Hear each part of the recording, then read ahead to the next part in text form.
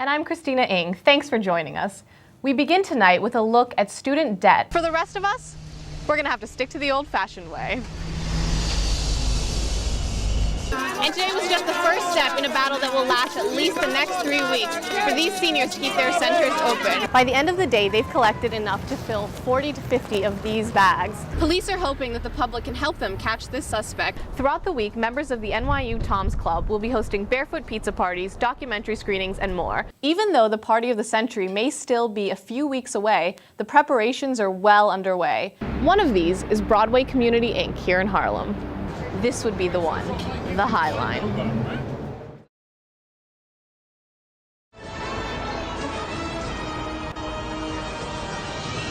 The military recruitment budget is over $4 billion. It's hard for grassroots to beat that. So there are a lot of little fine print, like in any kind of contract. Barbara Harris works for Code Pink and the Granny Peace Brigade. Both are anti-war groups that often team up for events and demonstrations. One of their main causes is anti-military recruitment. Members of Code Pink and the Granny Peace Brigade held an action here at Bayard Rustin Humanities High School for Parent-Teacher Conference Night. As students and parents made their way in and out of the building, members of the group spoke to them about military recruitment and knowing their rights and options. It's part of No Child Left Behind law that schools are mandated to provide military recruiters with kids' private information, and if they choose not to do this, they can lose federal funding until they comply.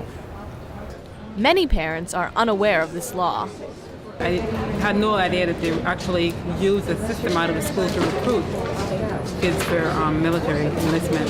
I don't think like getting drafted or the way they recruit people now are that fair. I think you should just actually go. If you're interested, go, and instead of getting harassed.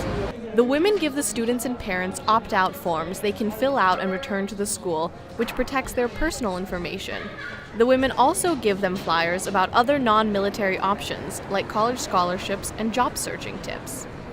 I've signed it right away and you had to read it. I know if it says keep my name out of the military, I was like, good. Sometimes you need information from people, not just people you know, but people, just in general. Because you have to, look at the bigger picture, look outside the box. And for many students, these encounters are the first step towards looking at the bigger picture of their futures. Reporting for NYU Tonight, this is Christina Ng.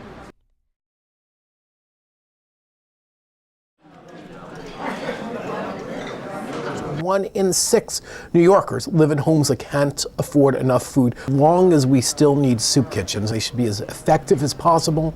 They should give their customers as much dignity as possible, and the food should be as tasty and as nutritious as possible. The battle to fight hunger is fought on many different levels throughout New York City. Usually, we hear about the big players, like the New York City Coalition Against Hunger or the Food Bank. What we often don't hear about are the smaller independent organizations that are finding their own unique ways to fight hunger. One of these is Broadway Community Inc. here in Harlem. Our mission is to make the person whole, to assist them not with just immediate emergency service, but our job is to perform a healing, if you will, on the mind, body, and soul. I didn't have any understanding of soup kitchens or emergency food programs or their history or politics or economics. But I did know I was not going to open up number 10 cans of green beans and serve them to anybody. I just could not do that. I was a chef. A chef creates food that people will pay money for. This food philosophy led to the chef's signature multi-course meals with ethnic and cultural themes. But the group is about more than food. The 20 services offered here include one of the only full medical clinics inside a soup kitchen in New York. They also have healing arts classes that help people cope with depression and other issues. I was a working chef, spent a lot of time and a lot of energy trying to get stars from the New York Times. Never thought I'd get those 4 stars by running a soup kitchen. Reporting for NYU Tonight, this is Christina Ng.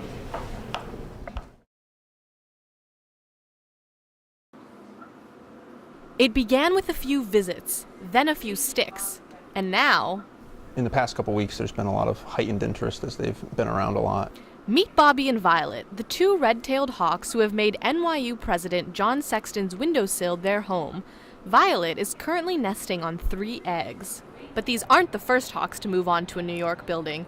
For over 15 years, Pale Male has nested on Central Park East, and he's a local celebrity with neighbors like Woody Allen and Mary Tyler Moore. In the wild, some birds, eagles, hawks, they will also nest on cliff faces. And in an urban environment, that's the closest you're going to get to a cliff face. Dedicated watchers like Rick Davis have been observing Pale Male from the beginning. He has photographed the hawk and his family for publications including Vanity Fair and the New York Times. No other bird has a penthouse on Fifth Avenue. They're easy to watch, they're easy to get to know. You can even, if you watch them often enough, you can actually recognize individual birds. And that makes it really compelling for people to get to know them.